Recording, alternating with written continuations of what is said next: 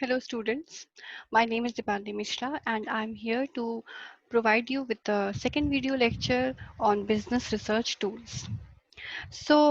Until in the last video lecture, we have completed certain topics. We have completed meaning of the research, we have completed objectives of the research, and we have also completed the importance of the research. Okay, in this video lecture, we'll continue from the aims and objectives of research. I just hope that in the previous video lecture, you have developed the concept of research, and now we are going to study that what are the objectives of a research. Okay, so before starting, let me tell you that ये जो objectives of research है, AIIMS and objectives of research है, as it is ये आपके examination में पूछ लिया जाता है. ये जो 4 पॉइंट्स हैं आपके, मोस्ट ऑफ द टाइम जो मतलब ये जो आपके 4 पॉइंट्स हैं बिल्कुल एज इट इज़ होने चाहिए, क्योंकि थोड़ी टेक्निकल लैंग्वेज भी देखिए यहाँ पे यूज़ हुई है. एक्सप्लोरेटरी और formulative research studies, descriptive research studies, तो ये सारे भी इसमें यूज़ हुए हैं. Aims and objectives of research important question है. कई बार हमने ऑब्जर्व किया है कि ये प्रीवियस ईयर के पेपर्स में आया है और आपको एज इट इज़ इसको प्रेजेंट करना होता है. Okay, so let's get started. Let us understand what are the objectives of a research. Number first is to gain familiarity with the phenomenon or to achieve new insights into it. Studies with this object in view are termed as exploratory or formulative research studies. अब देखिए, जब हम research करते हैं किसी भी चीज़ के बारे में, तो वो रिसर्च हम क्यों करते हैं? हम वो रिसर्च इसलिए करते हैं क्योंकि हमें एक फेमिलियरिटी मतलब क्रिएट करनी होती है, एक नया पॉइंट ऑफ व्यू क्रिएट करना होता है किसी भी पर्टिकुलर टॉपिक या किसी भी पर्टिकुलर प्रॉब्लम के लिए. तो ये जब आप काम करते हो, ये सारा आपका ऑब्जेक्टिव होता है रिसर्च का. मतलब कि जब आप कोई रिसर्च करना चाहते हो तो आप क्यों रिसर्च कर रहे हो? क्योंकि आप उस फिनोमिना के साथ एक फेमिलियरिटी गेन करना चाहते हो, या फिर आप एक नया पॉइंट ऑफ व्यू एक्सप्लोर करना चाहते हो उस पर्टिकुलर प्रॉब्लम में या उस पर्टिकुलर फील्ड में, उस पर्टिकुलर एरिया ऑफ रिसर्च में. इसको हम एक्सप्लोरेटरी रिसर्च या फिर फॉर्मुलेटिव रिसर्च भी कहते हैं. तो ऐसी कोई भी स्टडी अगर होती है जो कि पहले नहीं हुई है और आप या इस तरीके से ये स्टडी पहले नहीं हुई है, इसको आप एक नए पॉइंट ऑफ व्यू से रिसर्च कर रहे हो, जब भी ऐसा कोई रिसर्च होता है, ये होता है आपका फॉर्मुलेटिव और एक्सप्लोरेटरी रिसर्च. ओके, तो एक ऑब्जेक्टिव होता है आपके रिसर्च का कि आप फिनोमिना के साथ एक फेमिलियरिटी गेन करना चाहते हो, या फिर आप एक नया पॉइंट ऑफ व्यू क्रिएट करना चाहते हो, एक नया पॉइंट ऑफ व्यू फॉर्म करना चाहते हो उस रिसर्च के लिए. Second is to portray accurately the characteristics of a particular individual situation or a group. मतलब कि एग्जैक्टली चीजें जैसी हैं उनको उसी तरीके से पेश करना, ये भी एक ऑब्जेक्टिव होता है रिसर्च का. जैसे मान लीजिए कुछ ग्रुप ऑफ पीपल हैं, हमने उनके ऊपर कोई रिसर्च किया, उनके बिहेवियर या उनके किसी पर्टिकुलर पैटर्न पे, उनके लिविंग पैटर्न पे या किसी इस तरीके की चीज़ पे हमने अगर रिसर्च किया है, तो उनके उस कैरेक्टरिस्टिक को एक्यूरेटली डिस्क्राइब करना, इसलिए भी आप रिसर्च करते हो. किसी सिचुएशन को या किसी ग्रुप को एज इट इज़ जैसा वो है उसी तरीके से उनके कैरेक्टरिस्टिक्स को मेंशन करना, डिस्क्राइब करना, ये भी आपका ऑब्जेक्टिव होता है रिसर्च का. ठीक है, फॉर एग्जाम्पल मान लीजिए कि अगर आपने आप कंपेरेटिव एनालिसिस करना चाहते हो दो कंपनी का. आप देखना चाहते हो कि जो दोनों कंपनी है उनका आप जो मार्केटिंग स्ट्रैटेजी है उसको आप थोड़ा कंपेयर करना चाहते हो. तो अब ऐसा तो है नहीं कि आपने मार्केटिंग स्ट्रैटेजी बनाएंगे आप और उसके बाद आप देखेंगे उसको अप्लाई. यहाँ तो ऐसा कुछ हो नहीं रहा है. यहाँ पे सिर्फ दो कंपनी एग्जिस्ट कर रही है, उनकी अपनी अपनी मार्केटिंग स्ट्रैटेजी है. आपने एक कंपनी के मार्केटिंग स्ट्रैटेजी को ऑब्जर्व किया, जिस भी डेटा से आप उसको ऑब्जर्व करना चाहते हैं उस डेटा से, और इसी तरीके से आपने दूसरे कंपनी के जो मार्केटिंग स्ट्रैटेजी है उसको आपने ऑब्जर्व किया. तो यहाँ पे चीज़ें जैसे हैं एज इट इज़ आपने नोट की, एज इट इज़ आपने ऑब्जर्व किया और उसको कंपेयर कर दिया. ओके, तो मतलब जो आपका रिसर्च है उसका एक ऑब्जेक्टिव ये भी होता है, चीज़ें जैसी हैं, इंडिविजुअल जैसे हैं, सिचुएशन जैसी है, ग्रुप जैसा है, उसको एज इट इज़ बिल्कुल डिस्क्राइब कर देना. So that is why studies with this objective in view are known as descriptive research studies. तो ऐसी इस टाइप की कोई भी रिसर्च, कोई भी स्टडी की जाती है तो उसको हम डिस्क्रिप्टिव रिसर्च स्टडी भी कहते हैं.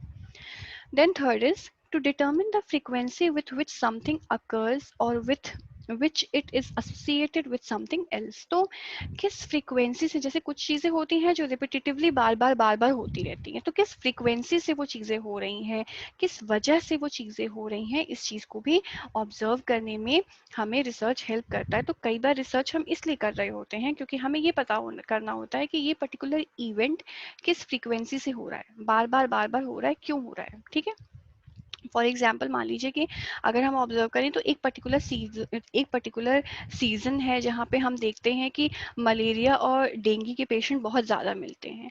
तो अब ऐसे केस में आप देख रहे हैं कि हर ईयर ड्यूरिंग दिस मंथ बहुत ज़्यादा मलेरिया और डेंगू के पेशेंट आपको मिल रहे हैं। तो आपने क्या किया, ऑब्जर्व करना स्टार्ट किया। आप यहाँ पे पता करना चाहते हो, पैटर्न का पता करना चाहते हो कि बार बार किस फ्रिक्वेंसी से ये हर साल ये बीमारी होती है। तो अब हर साल कितनी बार होती है, एक बार होती है। ठीक है, किस मंथ में होती है, इस मंथ में होती है। तो उस मंथ में हो सकता है कि आप लोगों को अलर्ट कर दो, आप लोगों को फ्री ऑफ कॉस्ट जो है वो लाइक कॉइल्स वगैरह सप्लाई करना स्टार्ट कर दो, एक वार्निंग उनको देना स्टार्ट कर दो कि आप अपने आसपास की जो जगह है उसको साफ सुथरा रखिए, किसी भी तरीके से वहाँ मॉस्किटोज ना हो, क्योंकि ये मौसम बहुत ऐसा है कि यहाँ पे इस मौसम में स्पेशली जो है वो इस टाइप के डिजीज बहुत ज़्यादा फैलते हैं। तो यहाँ पे आपने क्या किया, कोई चीज़ जो हर साल होती थी उसको आपने ऑब्जर्व किया, किस फ्रीक्वेंसी से हो रही है इसको आपने ऑब्जर्व किया, और आपने उसके सॉल्यूशन को ध्यान दिया। तो जब हम किस फ्रीक्वेंसी से कोई चीज़ हो रही है इसको जब हम ऑब्जर्व करते हैं तो ये हमारा जो है ये भी हमारा एक ऑब्जेक्टिव हो सकता है रिसर्च का। Last one is to test a hypothesis of a causal relationship between variables. Such studies are known as hypothesis testing research studies. अब hypothesis हम बाद में आगे के चैप्टर्स में बहुत ही डेप्थ में पढ़ेंगे कि क्या होता है, लेकिन अभी के लिए आप ये समझ लीजिए कि हाइपोथेसिस एक सपोजिशन होता है। जैसे कि हम जब कोई रिसर्च करने जाते हैं तो हम मान लीजिए कि हम रिसर्च करने वाले हैं कि मार्केटिंग स्ट्रैटेजी किसकी बेटर है, हम कंपेयर करना चाहते हैं मैकडॉनल्ड्स को और डोमिनोज को, दोनों को हम कंपेयर करना चाहते हैं। अब हो सकता है कि हमें रिसर्च करते टाइम पहले ही पता चल जाए कि जैसे इसके मार्केट शेयर ज़्यादा अच्छे हैं। मान लीजिए हमने देखा कि डोमिनोज के मार्केट शेयर ज़्यादा हैं और हम इस बात को समझ गए कहीं ना कहीं कि शायद मार्केटिंग स्ट्रैटेजी डोमिनो की ज़्यादा बेटर है। लेकिन अब यहाँ पे हमने पूरा रिसर्च करना है, हमें फाइंड आउट करना है कि एक्चुअली में मार्केटिंग स्ट्रैटेजी डोमिनोज की सही है, अच्छी है कि नहीं है, लॉन्ग टर्म में क्या ज़्यादा किसकी मार्केटिंग स्ट्रैटेजी ज़्यादा अच्छी प्रूव होगी। तो अब हमें पूरा रिसर्च करना है, लेकिन स्टार्टिंग में ही हमें कोई पहले का प्रीवियस रिसर्च पेपर है या पहले से कोई अवेलेबल डेटा है जिसके थ्रू हम समझ सकते हैं कि क्या कंक्लूजन आ सकता है। तो जब हम समझ सकते हैं कोई कंक्लूजन आने वाला है और उसके हिसाब से हम प्लीज सपोज कर लेते हैं कि हो सकता है कंक्लूजन ये हो, और उसका एक स्टेटमेंट बना लेते हैं, इसको ही हम हाइपोथेसिस कहते हैं। फर्दर हम क्या करते हैं, इसी को टेस्ट करते हैं, और ये जो हमारा हाइपोथेसिस होता है, ये जो हमारा प्रोपोजिशन होता है, प्री सपोजिशन होता है, इसको हम एक्सेप्ट करते हैं या रिजेक्ट करते हैं। ठीक, तो खैर हाइपोथेसिस टेस्टिंग इज अ मतलब बहुत ही बड़ा टॉपिक है और आगे आपके सिलेबस में बहुत अच्छे से इसको पढ़ना है, बहुत इंपॉर्टेंट टॉपिक है, हर बार इससे क्वेश्चन आता है। तो that is a different case. यहाँ पे आप बस ये समझ लीजिए कि जब भी हम रिसर्च करते हैं, मतलब ज़्यादातर रिसर्च में आपकी ये जो एक्सप्लोरेटरी रिसर्च है जो आपके फर्स्ट पॉइंट में एक्सप्लेन्ड है, इसमें हाइपोथेसिस नहीं बनती है, otherwise most of the research में हाइपोथेसिस बनती है। तो हाइपोथेसिस बनती है, उसको आप टेस्ट करते हैं, जिसमें आप वेरिएबल्स के बीच में रिलेशनशिप फाइंड आउट करते हैं। वेरिएबल्स क्या होते हैं, देखिए, there are two type of variables that we find in any kind of research: dependent variable and independent variable. Okay, dependent variable and independent variable. अब देखिए इसमें क्या होता है कि जो आपके डिपेंडेंट वेरिएबल होते हैं और इंडिपेंडेंट वेरिएबल होते हैं, डिपेंडेंट इंडिपेंडेंट मैंने दोनों लिख दिया, सॉरी। जैसे डिपेंडेंट वेरिएबल बेटा वो वेरिएबल होते हैं जो आपके किसी पर्टिकुलर वेरिएबल पे डिपेंड कर रहे हो। ठीक है, तो हमने देखा दो वेरिएबल हैं, dependent variable and independent variable. Okay, तो यहाँ पे हम क्या देखते हैं, दो तरीके के वेरिएबल होते हैं, एक होता है डिपेंडेंट, एक होता है इंडिपेंडेंट। अब यहाँ पे हम क्या देख रहे हैं, डिपेंडेंट वेरिएबल वो होता है जो इंडिपेंडेंट पे डिपेंड करता है। फॉर एग्जांपल हमने अभी इससे पहले वाला जो वीडियो लेक्चर है उसमें हमने एक एग्जांपल लिया था कि क्या स्ट्रेस का कोई अफेक्ट पड़ता है इंसान के ह्यूमन बिहेवियर पे। ठीक है, तो स्ट्रेस का कोई अफेक्ट पड़ता है ह्यूमन बिहेवियर पे। तो अब देखिए, ह्यूमन बिहेवियर किस पे डिपेंड कर रहा है, स्ट्रेस पे। ठीक, तो स्ट्रेस क्या है, आपका इंडिपेंडेंट वेरिएबल है, वो किसी पे भी डिपेंड नहीं कर रहा है।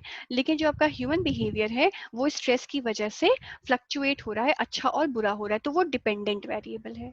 तो वो वेरिएबल जो किसी और वेरिएबल पे डिपेंड कर रहा है, उसके चेंज होने से ये भी वेरिएबल चेंज हो जा रहा है, उसको हम डिपेंडेंट वेरिएबल कहते हैं। और इंडिपेंडेंट वेरिएबल वो वेरिएबल होगा जिसके ऊपर कोई भी असर नहीं पड़ता है, वो कंडीशंस के हिसाब से बढ़ता या घटता रहता है। अब हम इसका एक और एग्जाम्पल ले सकते हैं। मान लीजिए हमने एक एग्जाम्पल लिया कि क्या एज के साथ, जैसे जैसे एज होती जाती है, क्या इंसान के पास जो डिसीजन मेकिंग कैपेसिटी है वो उसकी अच्छी होती जाती है। ठीक है, हमने एग्जाम्पल लिया कि क्या एज के साथ, जैसे जैसे एज बढ़ती जाती है वैसे वैसे डिसीजन मेकिंग कैपेसिटी इंसान की अच्छी होती जाती है, हमने ये चीज ली।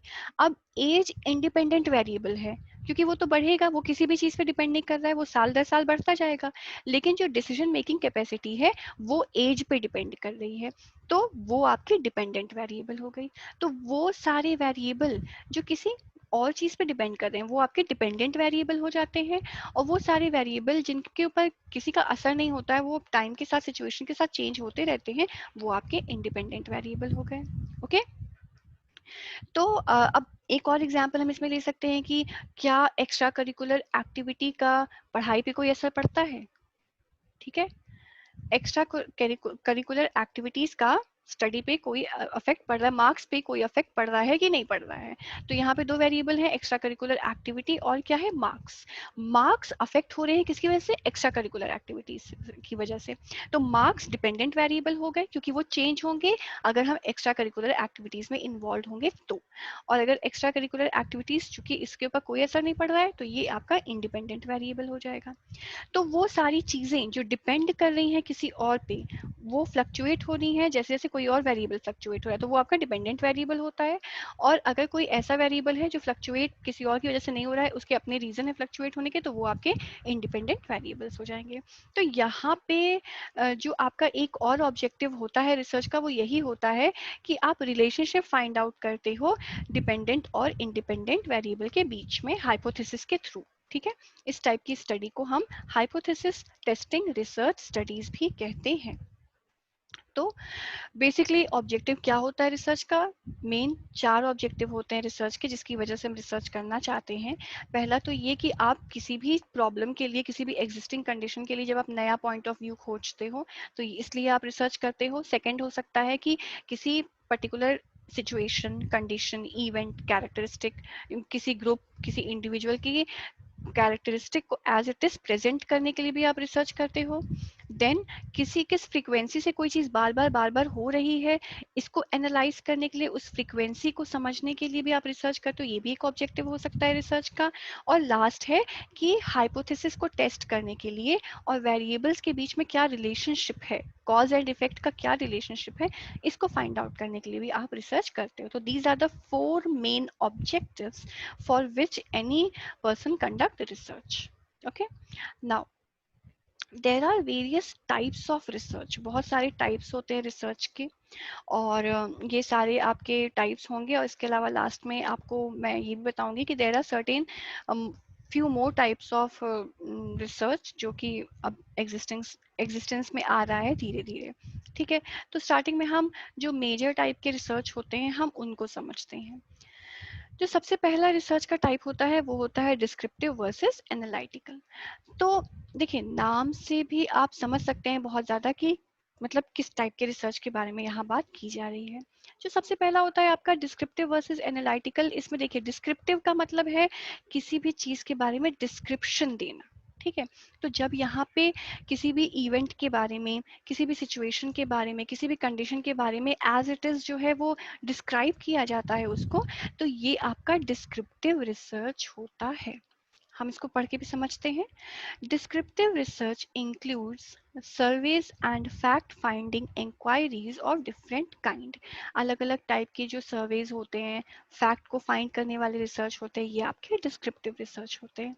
The major purpose of descriptive research is description of the state of affairs as it exist at present. तो जैसे प्रेजेंट है कोई भी कंडीशन, उस कंडीशन को एज इट इज डिस्क्राइब करना, यही आपका डिस्क्रिप्टिव रिसर्च होता है। ठीक है। एनालिटिकल रिसर्च क्या होता है? Analytical research on the other hand use facts or information already available and analyze these to make a critical evaluation of the matter। तो यहाँ पे आप क्या कर रहे हो? यहाँ पे आप रिसर्च कर रहे हो, जो फैक्ट्स हैं, जो फिगर्स हैं, उनको एनालाइज कर रहे हो, वो ऑलरेडी अवेलेबल है, उनको आप एनालाइज करके एक क्रिटिकल इवेल्युएशन कर रहे हो, एक अपना पॉइंट ऑफ व्यू रख रहे हो, एनालाइज कर रहे हो चीज़ों को नए एस्पेक्ट से, नए तरीकों से। फॉर एग्जाम्पल अगर हम सती प्रथा लें, तो कुछ टाइम पहले, मतलब कुछ टाइम पहले का मतलब काफी सालों पहले, सती प्रथा को जस्टिफाई कर लिया जाता था कि हाँ ये बहुत ही सही है, बहुत ही अच्छा है, ऐसी प्रथा हमारे यहाँ है, तभी अच्छी, उसको अच्छा माना जाता था, तभी तो उसको फॉलो किया जाता था। लेकिन फिर शायद कोई ना कोई ऐसा होगा जिसने उसको एनालाइज किया होगा, जिसको लगा होगा कि नहीं ये प्रथा बिल्कुल भी सही नहीं है, बिल्कुल भी अच्छी नहीं है। तो एनालाइज करने के बाद एक नया पॉइंट ऑफ व्यू रखा गया, उसको एक नए तरीके से इवैल्यूएट किया गया और क्रिटिकली उसको इवैल्यूएट करके एक सॉल्यूशन, एक उसका कंक्लूजन निकाला गया और ये बात बताई गई कि नहीं, ये जो पर्टिकुलर प्रथा है दिस इज नॉट गुड। ठीक है, उसको बंद करना चाहिए। तो एनालिटिकल रिसर्च में आप ऑलरेडी प्रेजेंट डेटा को एनालाइज करते हो, क्रिटिकल इवैल्यूएशन करते हो और उसके बाद उसका कंक्लूजन निकालते हो। वाइल अगर हम डिस्क्रिप्टिव की बात करें या जो डिस्क्रिप्टिव रिसर्च है उसकी बात करें, तो इसमें चीज़ें जैसे होती हैं वैसे उसको डिफाइन कर दिया जाता है। जैसे डिस्क्रिप्टिव रिसर्च अगर हम सती प्रथा पे करना होता, तो सती प्रथा एग्जिस्ट करता था, हम एज इट इज उसको डिफाइन कर देते कि इस साल में ऐसे होता था और इसमें ये चीज़ें होती थी, ये चीज़ें फॉलो होती थी, बाद में इस चीज़ को चेंज कर दिया गया, ऐसे ऐसे जो भी चीज़ें होती हैं उसको आप एज इट इज डिफाइन कर देते, तो वो आपका डिस्क्रिप्टिव रिसर्च हो जाता और ये आपका एनालिटिकल रिसर्च है। कहीं कहीं पे हमें जैसे कि 1 मार्क्स में भी एक क्वेश्चन कभी कभी पूछ लेता है आपके एग्जाम्स में, एक्स पोस्ट फैक्टो रिसर्च। ठीक है, एक्स पोस्ट फैक्टो रिसर्च आपके डिस्क्रिप्टिव रिसर्च में अक्सर यूज होने वाला टर्म है। क्या इसका मतलब होता है? We quite often use the term ex post facto research for descriptive research studies. The main characteristic of this method is that the researcher has no control over the variable. He can only report what has happened or what is happening. तो ex post facto research एक ऐसा research होता है जहाँ पे आप चीजें जैसी हैं, चीजें जैसी हो रही हैं, आप उसको एज इट इज नोटिफाई करते हो, एज इट इज आप उसको नोट करते हो। कोई भी कंट्रोल वेरिएबल पे किसी का नहीं होता है। हो सकता है वो इवेंट पहले हो चुका हो सकता है वो इवेंट हो रहा हो, या हो सकता है वो इवेंट होने वाला हो, लेकिन वो जैसा भी है, वो इवेंट हो चुका है और अब उसका जो रिसर्चर है उसका कोई भी कंट्रोल उस वेरिएबल पे नहीं है, और चीजें जैसे हो रही हैं उसको वैसे ही वो नोटिस करके, उसको वैसे ही वो नोट कर लेता है, उसको वैसे ही वो डिफाइन कर देता है। For example frequency of shopping. अब किसी के शॉपिंग बिहेवियर को कंट्रोल नहीं कर सकते हो, लेकिन किस फ्रीक्वेंसी से वो शॉपिंग करता है इसको आप नोट कर सकते हो। क्या वो डेली शॉपिंग के लिए जाता है, क्या वो वीकली जाता है, क्या वो मंथली जाता है, या जब उसे ज़रूरत होती है तब वो जाता है, या वो जब बहुत स्ट्रेस्ड आउट होता है तब जाता है। तो जब आप इन सारी चीज़ों से रिलेटेड रिसर्च करते हो तो ये आपका आपका एक्सपोज फैक्टर रिसर्च हो गया। या फिर प्रेफरेंसेस ऑफ पीपल, कोई चीज़ लोगों को खाना बहुत ज़्यादा पसंद होता है, कोई चीज़ खाना को नहीं पसंद होता है, तो ये जो प्रेफरेंस है क्यों है, अब इसका आपको ये स्टडी नहीं करना, आपको बस ये स्टडी करना है कि प्रेफरेंस क्या है, लोग किस चीज़ को प्रेफर करते हैं, क्या खाना लोग ज़्यादा प्रेफर करते हैं, स्ट्रीट फूड ज़्यादा खाना प्रेफर करते हैं या घर का खाना खाना ज़्यादा प्रेफर करते हैं। तो ये सारा, अब उनके बिहेवियर को आप कंट्रोल नहीं कर रहे हो, आप सिर्फ और सिर्फ एक डिस्क्रिप्शन ले रहे हो, डिस्क्राइब कर रहे हो कि वो क्या खाना पसंद करते हैं, उनकी प्रेफरेंस क्या है। देन कम्स और इसी तरीके के similar data. So ex post facto studies also include attempt by researcher to discover cause even when they can not control the variables. तो इतना ही नहीं, एक्स पोस्ट फैक्टो रिसर्च में हम चीज़ों का कॉज भी खोज सकते हैं. देखिए कंट्रोल नहीं है हमारा वेरिएबल पे, इवेंट्स पे हमारा कोई कंट्रोल नहीं है, लेकिन इवेंट क्यों हो रही है हम इस चीज़ को फाइंड आउट कर सकते हैं एक्स पोस्ट फैक्टो रिसर्च के थ्रू. ठीक, तो एक्स पोस्ट फैक्टो रिसर्च आपके डिस्क्रिप्टिव रिसर्च में अक्सर यूज होने वाला टर्म है. एक्स पोस्ट फैक्टो रिसर्च में क्या होता है कि वेरिएबल पे कोई कंट्रोल नहीं होता है आपका, सिर्फ और सिर्फ चीजें जैसे होती हैं उसकी कैरेक्टरिस्टिक जो होते हैं उसको आप एज इट इज नोट करके यहाँ पे प्रेजेंट कर देते हो. Okay, now next is applied versus fundamental research. मतलब यहाँ पे दो तरह की रिसर्च की बात की गई है, एक है अप्लाइड और दूसरा है फंडामेंटल रिसर्च. तो देखिए अप्लाइड रिसर्च में क्या कहा गया है, applied research aims at finding a solution for an immediate problem facing a society or an industrial business organization, whereas fundamental research is mainly concerned with generalizations and with the formulation of theory. तो समझते हैं इसको ये क्या है. Applied research aims at finding a solution for an immediate problem. तो कहने का मतलब यहाँ है कि अप्लाइड रिसर्च में हम क्या करते हैं, किसी प्रॉब्लम के सॉल्यूशन को खोजने के लिए, जो प्रॉब्लम एग्जिस्टेंस में है, जो इमीडिएट प्रॉब्लम है, उसके सॉल्यूशन को खोजने के लिए हम अप्लाइड रिसर्च करते हैं. ठीक है, प्रॉब्लम फेसिंग अ सोसाइटी और an industrial business organisation, whereas fundamental research is mainly concern with generalisation and with the formulation of theory. जबकि जो फंडामेंटल रिसर्च होता है, मैं आपको फंडामेंटल रिसर्च के लिए एक टर्म बता देती हूँ.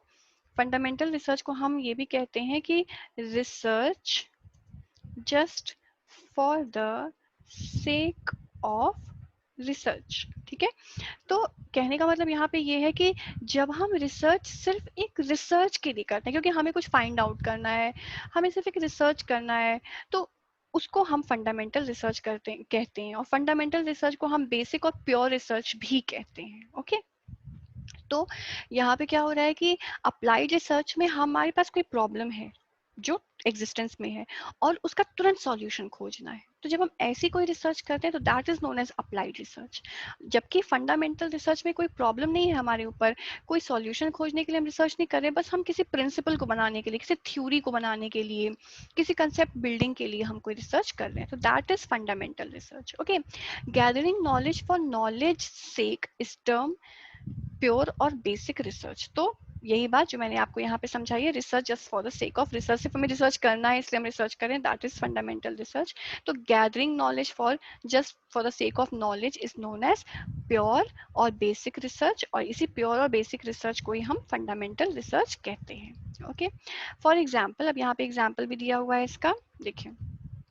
Natural phenomenon or relating to pure mathematics, studies concerning human behavior to make or generalizations about human behavior, ये सारी आपकी जो फंडामेंटल रिसर्च है उसमें आती है. जैसे कि हमने अब बोल दिया कि मान लीजिए कि अगर हम रिसर्च कर रहे हैं कि क्या स्ट्रेस का कोई अफेक्ट होता है ह्यूमन बिहेवियर पे, तो ये आपकी फंडामेंटल रिसर्च है, क्योंकि हम फाइंड आउट करना चाहते हैं कि क्या दोनों रिलेटेड हैं, just for the sake of knowledge. ठीक, लेकिन अगर हम ये देखें कि हाँ स्ट्रेस का बहुत असर पड़ता है ह्यूमन बिहेवियर पे, तो अब हम स्ट्रेस को कम कैसे कर सकते हैं, तो अब हम यहाँ पे सॉल्यूशन खोजने के लिए, प्रॉब्लम का सॉल्यूशन खोजने के लिए हम रिसर्च करें, तो that is applied research. I think अब ज्यादा क्लियर होगा कि जब कोई चीज हम just for the sake of knowledge करते हैं वो आपका फंडामेंटल रिसर्च होता है, और जब आप कोई रिसर्च किसी प्रॉब्लम को सॉल्यूशन के लिए करते हो तो that is applied research. The central aim of applied research is to discover a solution for some pressing practical problem, whereas मतलब कि जो central main aim होता है applied research का, किसी problem के जो बहुत परेशान कर रही है वो उस problem के solution के लिए होता है, जबकि जो basic research होता है that is just to find information, किसी चीज के बारे में सिर्फ इंफॉर्मेशन कलेक्ट करने के लिए, सिर्फ जो ऑलरेडी एग्जिस्टिंग नॉलेज है उसमें कुछ एड ऑन करने के लिए आप रिसर्च करते हो. सो आई होप आपको क्लियर होगा दोनों के बीच का डिफरेंस, कि अप्लाइड रिसर्च का मतलब है कि जब हम प्रॉब्लम को देखते हैं, जब हम प्रॉब्लम के सॉल्यूशन के लिए कोई रिसर्च करते हैं, दैट इज अप्लाइड रिसर्च. और जब हम सिर्फ for the sake of research हम करते हैं, सिर्फ रिसर्च हमें करना है, कोई नॉलेज हमें कलेक्ट करनी है, उसके लिए जब हम रिसर्च करते हैं that is fundamental research. Now next one is quantitative versus qualitative research. नाम से ही आपको बहुत ज़्यादा क्लियर होगा.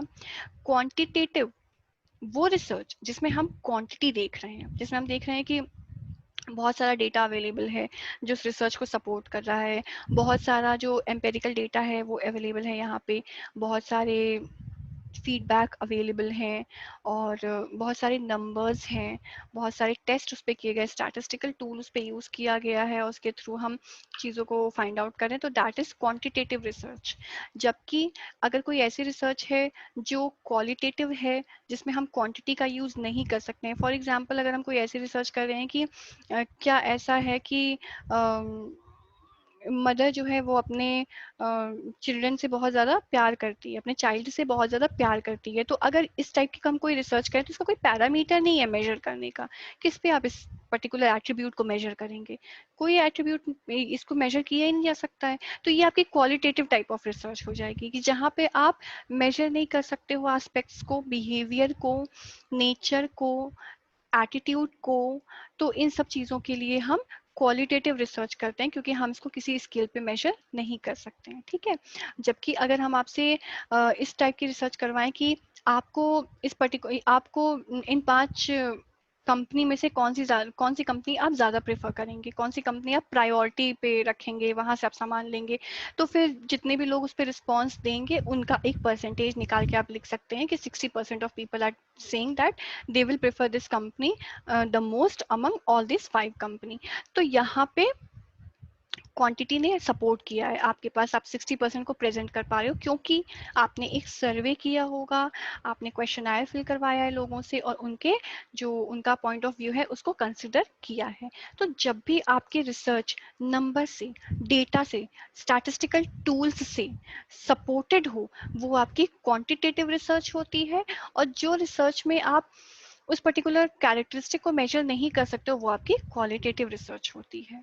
तो quantitative research is based on the measurement of quantity or amount. It is applicable to phenomena that can be expressed in terms of quantity, height, weight, इन सबको आप major कर सकते हो। तो ये आपकी सारी इससे रिलेटेड जितनी भी स्टडी होगी ये आपकी क्वांटिटेटिव रिसर्च होगी। Qualitative research on the other hand is concerned with qualitative phenomenon, मतलब कि जितने भी क्वालिटेटिव फिनोमिनन होते हैं उनसे रिलेटेड होता है आपका qualitative research. That is phenomena relating to और इन्वॉल्विंग क्वालिटी, जो क्वालिटी से रिलेटेड आपके फिनोमिना होते हैं वो। एग्जाम्पल मोटिवेशन रिसर्च, कौन कितना मोटिवेटेड है, कहाँ के लोग ज़्यादा मोटिवेटेड हैं, किस कोर्स के स्टूडेंट ज़्यादा मोटिवेटेड हैं। तो मोटिवेशन को तो आप मेजर कर नहीं सकते हो, आउट ऑफ 1 to 10 कितना आप मोटिवेटेड फील करते हो, ये तो आप मेजर कर नहीं सकते हो। तो ये, लेकिन आप मोटिवेशन पे रिसर्च कर सकते हो, तो this is a qualitative research. Attitude को आप जज नहीं कर सकते, मेजर नहीं कर सकते, तो ये भी आपका एक रिसर्च हो गया। हाउ पीपल फील और what they think about a particular subject और इंस्टीट्यूशन, तो कैसी फीलिंग है ये आप मेजर नहीं कर सकते हो, ये तो सिर्फ एक्सप्रेस की जा सकती है। तो ये सारी आपके क्वालिटेटिव रिसर्च में आते हैं, क्योंकि ये सारी चीज़ें आप यहाँ पे क्वांटिटेटिव टर्म्स में मेजर नहीं कर सकते हो। सो इन दिस वीडियो लेक्चर हमने ये पढ़ा कि what are the basic aims and objectives of research। हमने ये पढ़ा कि there are basically 4 objectives जिसके लिए रिसर्च होती है। रिसर्च आपकी हो सकती है क्योंकि आप कोई नया पॉइंट ऑफ व्यू जनरेट करना चाहते हैं, क्योंकि हो सकता है कि आप किसी पर्टिकुलर इंडिविजुअल या सिचुएशन के कैरेक्टरिस्टिक को जानना चाहते हो सकता है आप जानना चाहते हो किस फ्रीक्वेंसी से कोई चीज़ बार बार हो रही है, कोई इवेंट बार बार हो रहा है, या आप किसी हाइपोथेसिस को टेस्ट करना चाहते हो। ओके, अब इसके बाद फिर हमने टाइप्स ऑफ रिसर्च स्टार्ट किया था, जिसमें हमने डिस्क्रिप्टिव और एनालिटिकल रिसर्च पढ़ा है, और हमने पढ़ा है अप्लाइड और फंडामेंटल रिसर्च, और हमने पढ़ा है क्वालिटेटिव एंड क्वांटिटेटिव रिसर्च। अब आगे के वीडियो लेक्चर्स में हम बाकी के जितने भी बचे हुए रिसर्च हैं उसको पढ़ेंगे और प्रोसेस ऑफ रिसर्च पढ़ेंगे, क्योंकि आपने अभी तक जहाँ तक पढ़ा है, आई थिंक इस वीडियो लेक्चर के लिए इतना इनफ है, इतनी नॉलेज आपके लिए काफ़ी है। बहुत ज़्यादा हमें एक साथ नहीं पढ़ना है, अदरवाइज कंफ्यूजन होगी। और ये बहुत इंपॉर्टेंट क्वेश्चन है, कई बार एग्जाम्स में पूछा गया है कि mention few types of research, या कभी कभी पूछ लिया जाता है डिफ्रेंशिएट बिटवीन क्वांटिटेटिव और क्वालिटेटिव रिसर्च, डिफरेंस भी पूछ दिया जाता है। तो ये सारे इंपॉर्टेंट क्वेश्चन है, तो हमें अपना कंसेप्ट बिल्ड करते हुए, कंफ्यूज ना होते हुए ही आगे पढ़ना है। So that is why I am winding up this video lecture right here, and in the next from the next video lecture we'll start studying about other types of researches. Okay, till then class, keep revising the topics that we have already studied. Thank you so much and take care.